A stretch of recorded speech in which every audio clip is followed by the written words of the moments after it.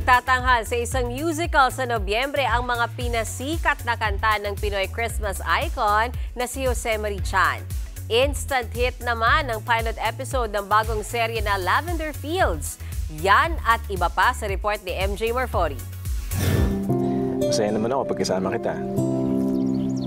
Magaan pakiramdam ko, so okay.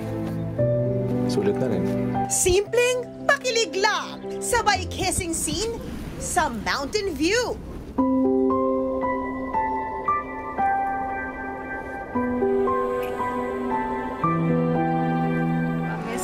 Happy birthday, love. Pero meron ding nanlalamig na relasyon. I got you. yung box. Where's the freaking box? Calm down. Ilan lang yan sa mga eksenang tampok sa pinakabagong grand serye na Lavender Fields na napapanood dito sa TV5.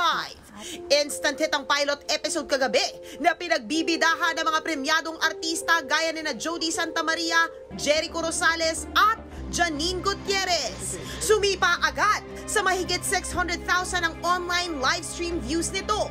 Kabilang din ito sa mga nangungunang show sa Netflix Philippines.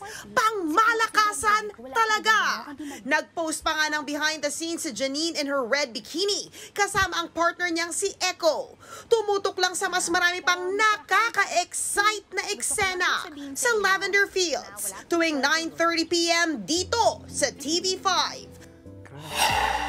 Balik alindog naman ang aktres at kapatid na si Maha Salvador matapos niyang manganak. Napasayaw na nga siya ng nauusong dance trend na Pass sa Low-Key.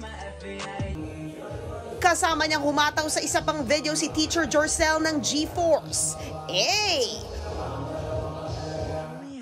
Bukod dyan, busy na rin ngayon sa pag-workout si Mommy Maha.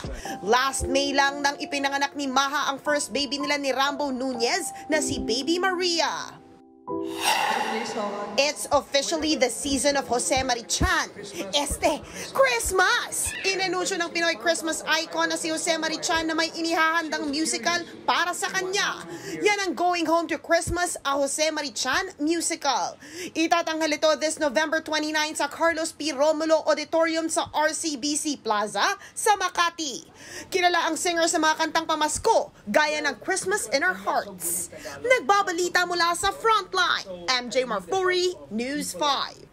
Mga kapatid, Jania Lipon po, laging maging updated sa latest sa entertainment and lifestyle para maging una sa balitaan. Bisitahin at mag-subscribe na sa social media pages ng News 5.